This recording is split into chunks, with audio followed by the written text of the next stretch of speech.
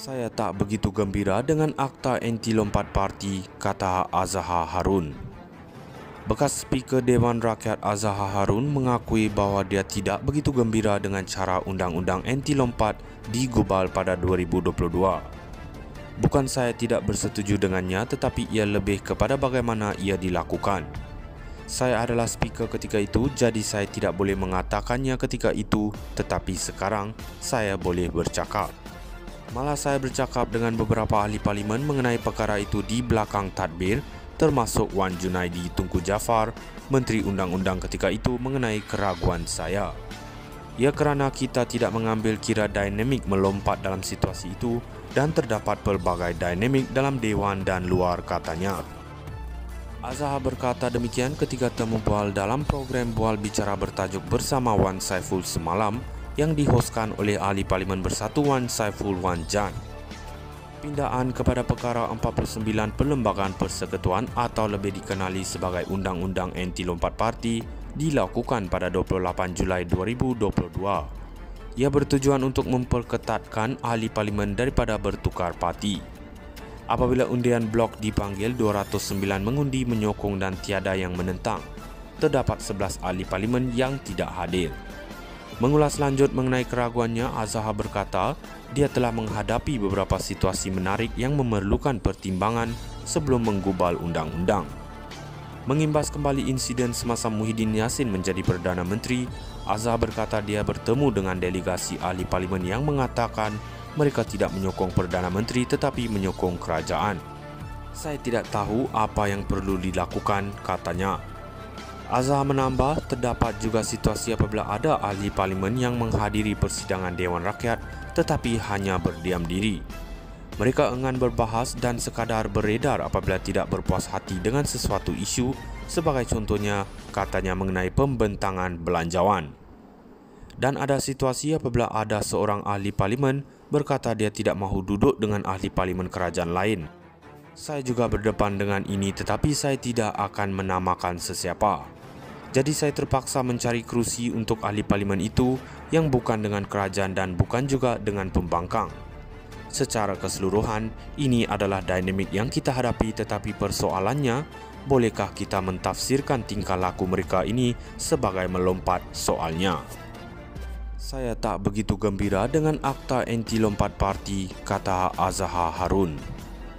Bekas Speaker Dewan Rakyat Azhar Harun mengakui bahawa dia tidak begitu gembira dengan cara undang-undang anti lompat digubal pada 2022.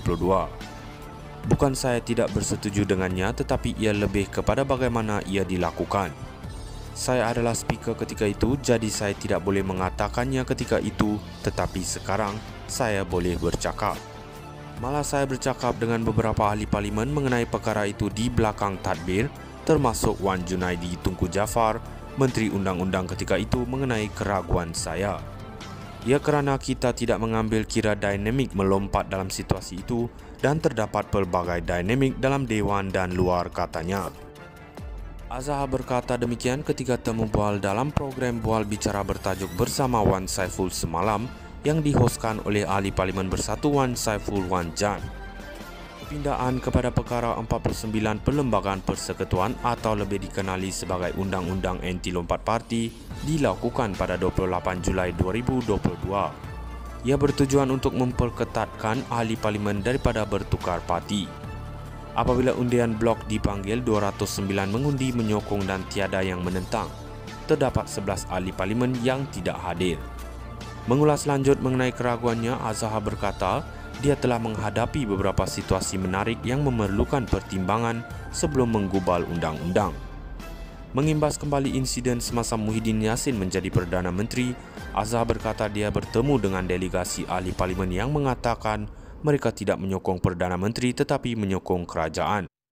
Saya tidak tahu apa yang perlu dilakukan, katanya. Azhar menambah, terdapat juga situasi apabila ada ahli parlimen yang menghadiri persidangan Dewan Rakyat tetapi hanya berdiam diri. Mereka enggan berbahas dan sekadar beredar apabila tidak berpuas hati dengan sesuatu isu, sebagai contohnya, katanya, mengenai pembentangan belanjawan. Dan ada situasi apabila ada seorang ahli parlimen berkata dia tidak mahu duduk dengan ahli parlimen kerajaan lain. Saya juga berdepan dengan ini, tetapi saya tidak akan menamakan sesiapa. Jadi saya terpaksa mencari kerusi untuk ahli parlimen itu yang bukan dengan kerajaan dan bukan juga dengan pembangkang. Secara keseluruhan, ini adalah dinamik yang kita hadapi, tetapi persoalannya, bolehkah kita mentafsirkan tingkah laku mereka ini sebagai melompat soalnya?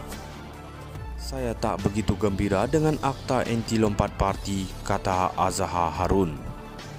Bekas Speaker Dewan Rakyat Azhar Harun mengakui bahawa dia tidak begitu gembira dengan cara undang-undang anti lompat digubal pada 2022. Bukan saya tidak bersetuju dengannya, tetapi ia lebih kepada bagaimana ia dilakukan.